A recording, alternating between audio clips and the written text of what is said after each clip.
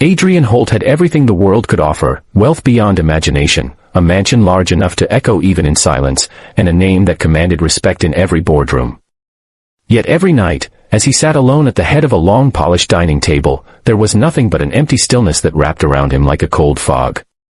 Born with perfect hearing, a devastating illness in his early 30s had taken it away in a matter of months, leaving him in permanent silence. The world moved on with its chatter and laughter, but Adrian remained trapped behind invisible walls, cut off from the simplest human comfort, the sound of another soul. His employees admired him, but no one truly knew him. His wealth protected him, yet isolated him even more, and over the years the silence became his most loyal companion, and his cruelest enemy. If you believe in kindness, second chances, and the power of unexpected miracles, please like, comment, share, and subscribe to Kindness Corner. And tell us in the comments, where are you watching from? Despite his attempts to distract himself with expensive meals, classical art, or charity work, nothing filled the void. His mansion, once vibrant with music and parties, had become a silent museum of memories he could no longer experience fully. Even though staff continued their work, moving quietly through hallways, polishing silverware, preparing meals, Adrian existed beside them rather than among them. He spoke through written notes and gestures, but conversations were brief, transactional, and never warm. His heart had grown weary with a loneliness that money could never cure. Working in this mansion was Rosa Melendez, a humble cleaning lady who carried more weight on her shoulders than her small frame suggested. Life had not been kind to her, but she faced it with quiet resilience. She cleaned rooms with care, treated items with respect as if they were alive, and always greeted Adrian with a soft smile even though she knew he could not hear it. Rosa had recently given birth to her baby boy, Mateo, an energetic child with bright eyes and a laugh that filled any space with sunshine. With no one to watch the baby during the long evening shifts, she brought him with her, making sure he stayed in the staff area where he would not disturb anyone. On a cold autumn evening, Adrian sat alone again, a steaming dinner placed before him, beautifully presented yet tasteless to his lonely heart. The chandelier above glowed warmly, but the air around him felt heavy and unmoving. He felt the ache of silence deeper than usual that night, a crushing reminder of everything he had lost. Meanwhile, Mateo wriggled out of the small playpen where Rosa had placed him. Driven by pure curiosity, the toddler toddled down the hall and followed the soft glow of the dining room lights. Before Rosa could notice, the child, tiny, determined, and innocent, entered the grand room where Adrian ate alone. When Adrian looked up and saw the baby standing near his seat, a flicker of surprise broke through his usual stern composure. Mateo, with his chubby hands and wide grin, seemed mesmerized by the elegant table and the men sitting silently at its head. Adrian felt torn between confusion and a strange warmth he hadn't felt in years. Rosa rushed in moments later, horrified and apologizing with frantic gestures, trying to carry Mateo away. But something unexpected happened. The baby resisted, reaching out toward Adrian with a joyful squeal. Though Adrian could not hear it, he felt the vibration of the sound in the air, something he wasn't used to noticing anymore.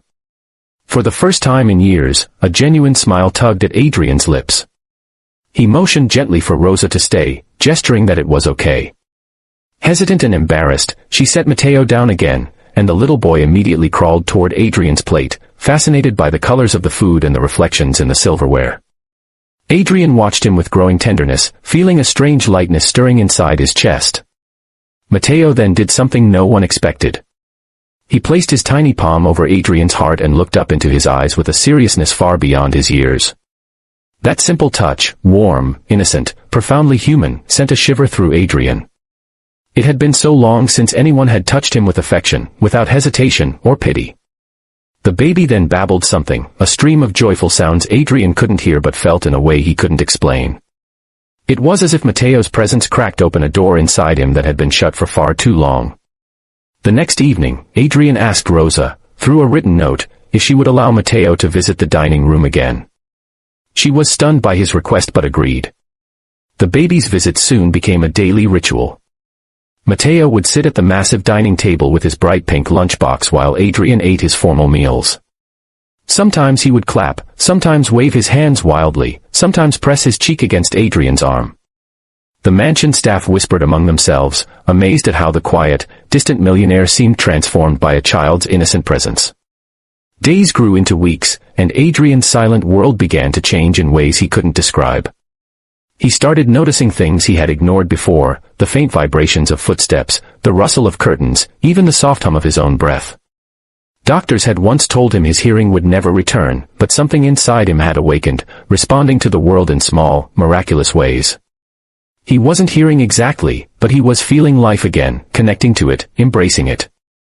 One evening, while Rosa cleared the table, Matteo stood on Adrian's lap and pressed his small ear against Adrian's chest, giggling at the rhythmic thump he discovered. Adrian felt the vibrations of that giggle deep within him, so powerful, so alive, so full of everything he thought he had lost forever. Tears slipped down his face before he could stop them. Rosa froze, shocked. She had never seen Adrian cry. He shook his head gently, signaling that these were good tears. As Matteo's visits continued, Adrian began learning to communicate with him through gestures, expressions, and touch. The mansion was no longer silent, not truly. It echoed with life, warmth, and a joy that transcended sound itself. Rosa noticed Adrian's growing attachment and worried he might be lonely in a way she could never fully understand. But instead of pulling away, Adrian did something that stunned her and everyone who knew him. He arranged for Rosa and Matteo to move into a private cottage on the property, offering her a better salary and promising a safe environment for the child. Rosa broke down crying, overwhelmed by kindness she never expected. Adrian, once unreachable and emotionally distant, found himself creating a family of sorts with two people who had walked into his life by pure accident. If this story touches your heart or reminds you of the beauty of unexpected kindness, please like, comment, share, and subscribe to Kindness Corner. Your support helps these stories reach more hearts. Before we end, tell us in the comments, would you let a small act of innocence change your life too? And as Adrian watched Matteo fall asleep in Rosa's arms one quiet evening, he finally understood the miracle the baby had given him. It wasn't the faint return of sensation or the cracks in his lonely silence, it was the rediscovery of connection, of love, of feeling alive again. What the world saw as unthinkable was simply a moment of pure, unfiltered humanity. And in that moment, Adrian realized he no longer dined alone, because his heart was no longer alone.